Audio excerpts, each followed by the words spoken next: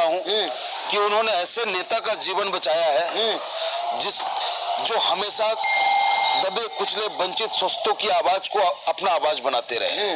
इसके लिए मैं अपने प्रभु को धन्यवाद देता हूँ और उसके साथ साथ मैं कहना चाहता हूँ उन जालिमों से जो मेरे नेता को डराने का प्रयास कर रहे हैं, जो मेरे नेता पे जानलेवा हमला करने का काम कर रहे हैं, उनके मंसूबे पर पानी फेरने के लिए मेरा नेता और उनका सिपाही हर कदम पे तैयार खड़ा है। जब मनमोहन जी जिस तरह से देखा गया, तुरंत आप लोग भी पहुंचे, तमाम समर्थक पहुंचे, लोगों की आंखें नम थी, लेकिन जिस तरह से कहा, कुछ लोग कह रहे हैं कि प्रोपेगेंडा फैला रहे हैं आप लोग। ये वो लोग हैं जो सच्चाई को छुपाना चाहते हैं। आपने देखा कि सीसीटीवी कैमरा है, अगर वो सीसीटीवी कैमरा नहीं होता तो कहीं ना कहीं उस हमले को झूठा साबित करने का काम ये शासन और इनके तंत्र करते, और ऐसा जरूर कहीं ना कहीं महसूस होता है कि उस वहां पे गोली चलाने वाला व्यक्ति कैसे पहले से इंतजार कर रहा था। कहीं ना कहीं ये बहुत बड़ी साजिश का हिस्सा है और मैं फिर अपने नेता की लंबी उम्र की कामना करता हूं और उन जालिमों से कहना चाहता हूं, अगर आज कुछ हो जाता मेरे नेता को तो क्या होता मेरे देश का। आप बोले साजिश है, पहले से वहाँ पे कोई बंदा था। साजिश कौन कर रहा है? साजिश वो लोग कर रहे हैं जो गरीबों को जुल्म करके हंसते हैं। साजिश वो लोग कर रहे हैं जो हमारा नेता मजलूमों की आवाज बनना चाहता है, उसे कुचलना चाहते हैं।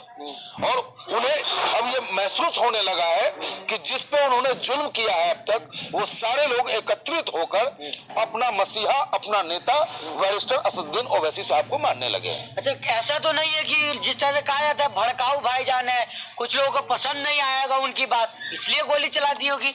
देखो आप, ये देश प्यार और मोहब्बत से चलेगा, ये देश संविधान से चलेगा।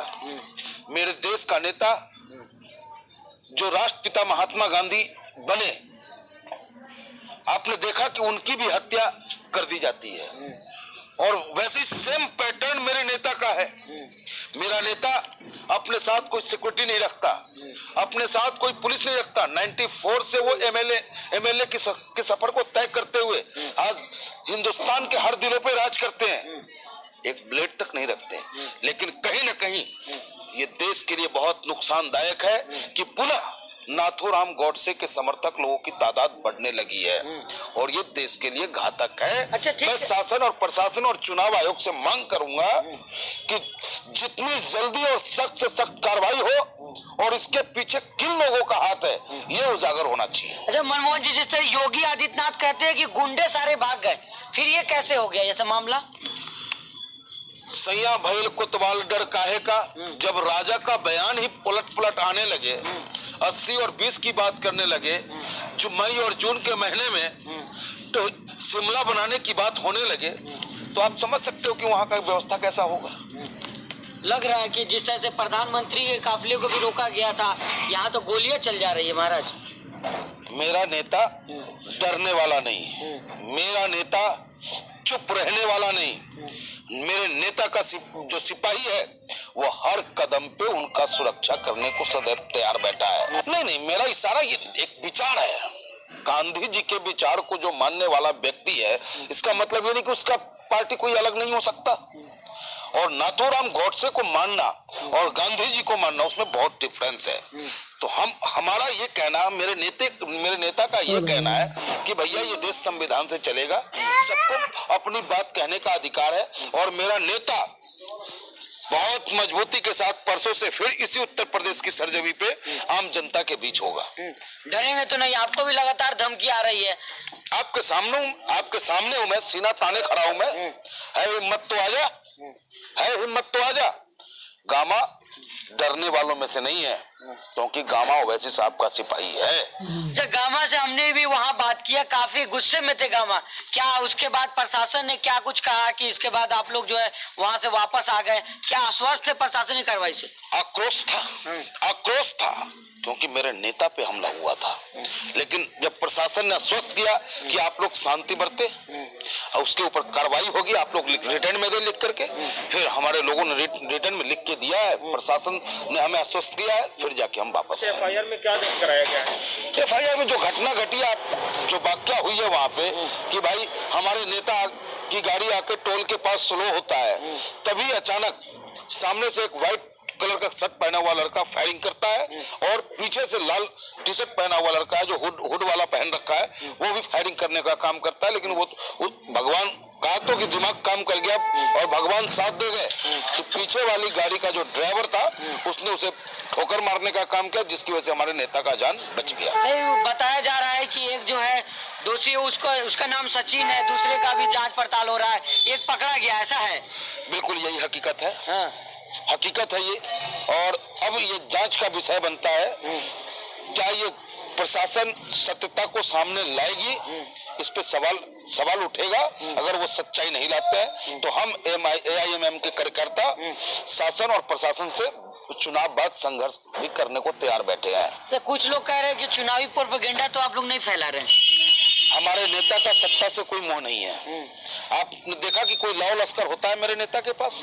जो इतना बड़ा कद्दावर नेता हो, 4 बार के सांसद हो वो, उसके बाद भी आप देख लो कैसे सादगी के साथ वो रहते हैं। तो कभी भी राजनीति जो है प्रोपेगेंडा से नहीं किया जा सकता। ये प्रोपेगेंडा वाले लोग दूसरे हैं। हमारा नेता तो संविधान को बचाने के लिए चला है और संविधान की बात करता है। संविधान की राह पे वो कुर्बान भी हो जाए तो भी उसे डर नहीं है, क्योंकि मेरा नेता कहता है मरना तो एक दिन है, लेकिन हम मरेंगे लोगों की आवाज बनकर। तो पंडित जी, जिस तरह से सवाल आपने भी प्रशासन में तहरीर दी है, क्या लग रहा है कि सुरक्षा आपके ऊपर आपको भी मिलेगी क्या? देखिए, सुरक्षा दे या न दे उससे कोई फर्क नहीं पड़ता। आप मेरे कैंपेनिंग में देख लो, कहीं कोई कमी हो रहा हो, रात को 2-2 बजे तक 1-1 बजे तक मैं बाहर रहता हूँ। हमारे घर परिवार के लोग जरूर चिंतित होते हैं, लेकिन मैं उनको आश्वस्त करता हूँ कि मेरी सुरक्षा मेरे अपने लोग करने में सर्टिफाइड है। सदर पे तो गोली चल जा रही थी, आपकी क्या गारंटी है फिर? बिल्कुल गारंटी तो खैर किसी की नहीं है। अब गोली चल जाती है तो इसका भुगतान भी तो भुगतना पड़ेगा लोगों को। इतना आसान तो नहीं है कि आप मेरे नेता पे गोली चला दिए और चुप बैठ जाएंगे, हम आपको आराम से छोड़ देंगे। नहीं, जो संविधान के तहत हमें ताकत मिली है, उस ताकत को लेकर के हम आप पे कार्रवाई करेंगे। आपको अंतिम मैदान तक, जब तक आपको सजा न दिला दे, हम लोग खड़े रहेंगे। बार MIM के ही प्रत्याशी पे, उनके सदर पे हमला किया जा रहा है, कभी गर्दन काटने की बात कही जाती थी। ये राजनीतिक मतलब साजिश है या पर्सनल कोई मनमुटाव ओवैसी साहब के भाषणों से?